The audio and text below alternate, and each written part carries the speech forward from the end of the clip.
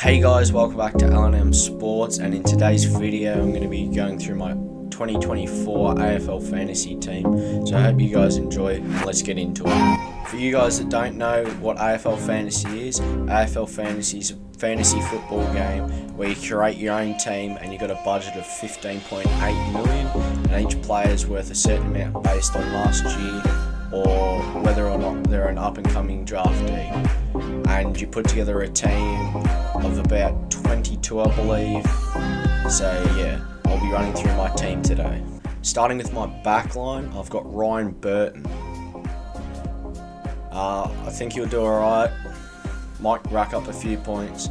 I'm not relying on him to rack up huge points, just like the rest of my backline. But yeah, consistent points would be nice. Second, I got Harris Andrews. He's one of my main backmen who I spent a little bit more money on, and I'm hoping he can have a consistent year this year. I think I had Harris for about half of the year last year, and he became inconsistent throughout the middle of the season, so hopefully he can have a bit more consistent year this year. I got Darcy Moore. Just like Harris Andrews, I expect him to have a big season and hopefully be consistent with points. That way my backline gets a decent average points per game. I have Zane Cordy, more because he was a dog at one stage, and I think anyone's fantasy team, you tend to linger towards players from your team or players you like, so this is probably just a case of that. I got Nick Cofield. He played well during the practice matches. I'm relying on him to be consistent this year and secure his spot in the side, and I believe he can do that. Finally, for starting defenders, I've got Harry Sheezel. Absolute gun last year, took out the 2023 Rising Star Award. I'm counting on him to have a similar season this year and just rack up as many points as possible. Could even possibly have him as a captain. So I think he will be a gun player, be consistent with points and score really well. So that rounds out my starters for my backline. Into the reserves for my backline, I've gone for a different strategy this year. Instead of going for the cheapest players or players who are in and out, I've gone mainly rookies that way, because generally top draft picks will be cheap and usually get played. So I've got Ari Schoenmakers as one of my reserve backmen. I believe Ari will have a decent season as long as he's picked, plays well and keeps consistent, and yeah. My other backman reserves, Ethan Phillips. Pretty sure he's a rookie as well. Pretty keen to see how he goes. Just used a bit of money there to try recruit him as I didn't have a lot left. But that's why I picked Ethan Phillips. Now onto my starting midfielders. This is where most of my money went towards. So I'm expecting to rack up quite a few points throughout my midfield.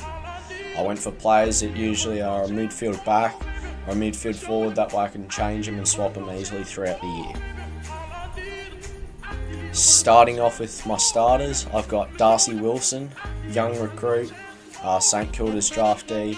He is debuting this round. That had a lot to do with why I picked him. He's cheap and I expect him to come out and score at least 60.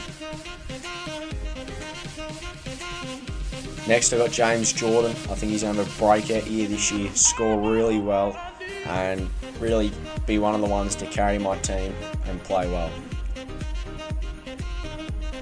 Next I got John Newcomb.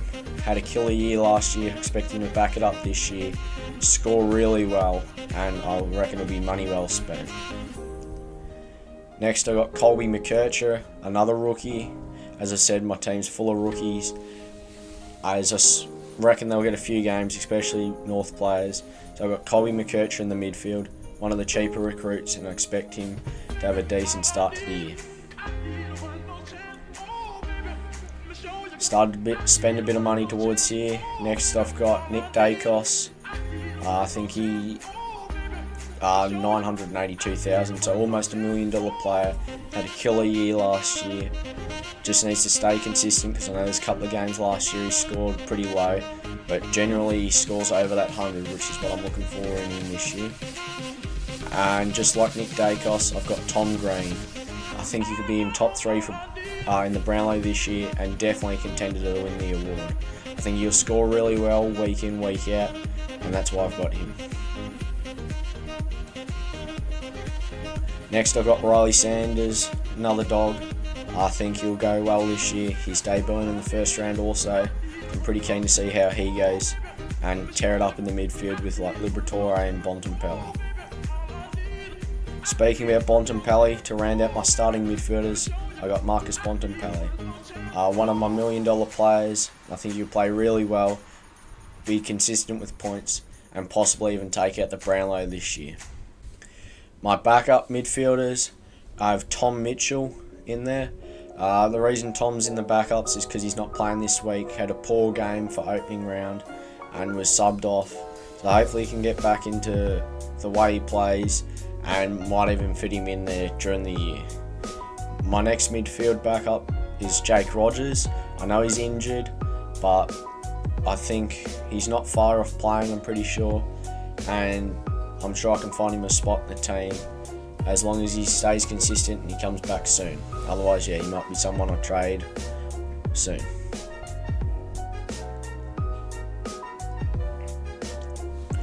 Moving on to rucks.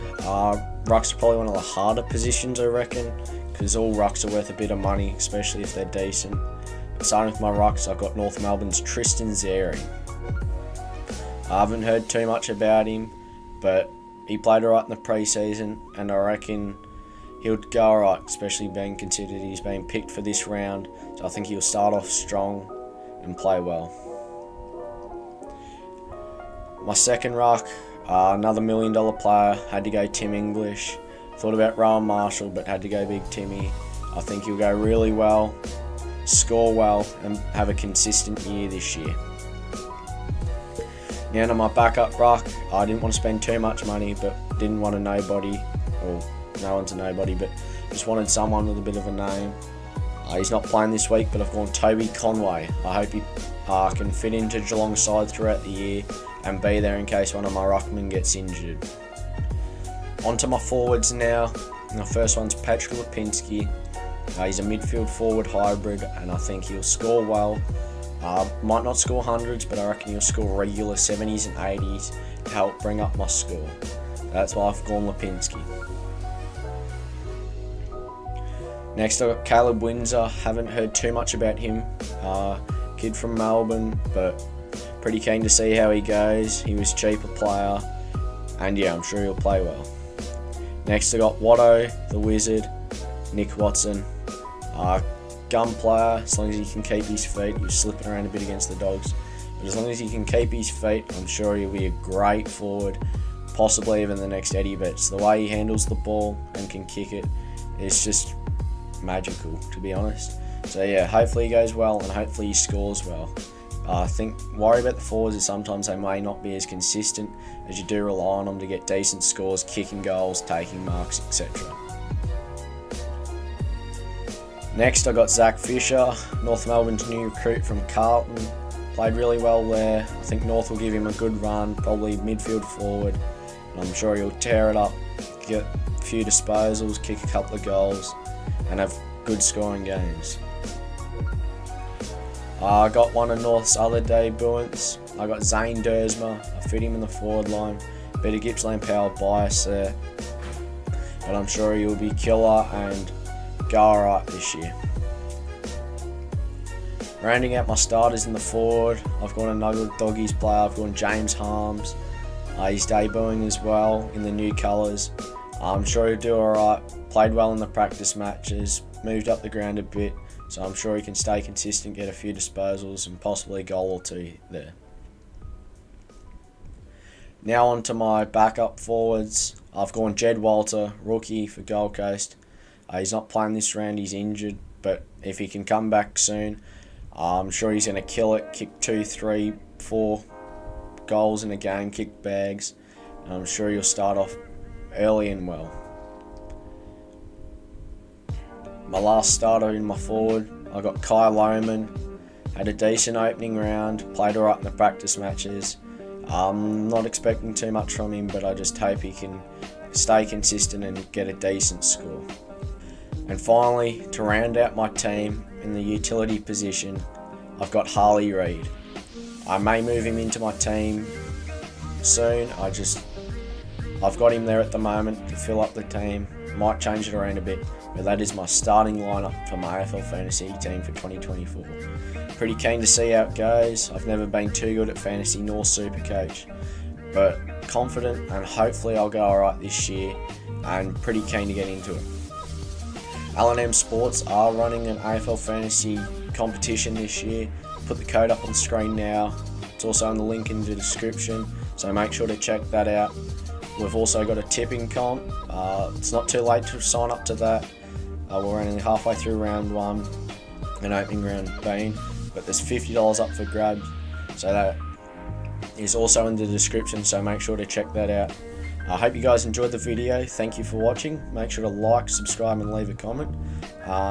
It would mean the world if you could get us to 300 subscribers by the end of the month, and we're hoping to get 500 before the end of the footy season. That'd be pretty good. I hope you guys enjoyed it. See you next time.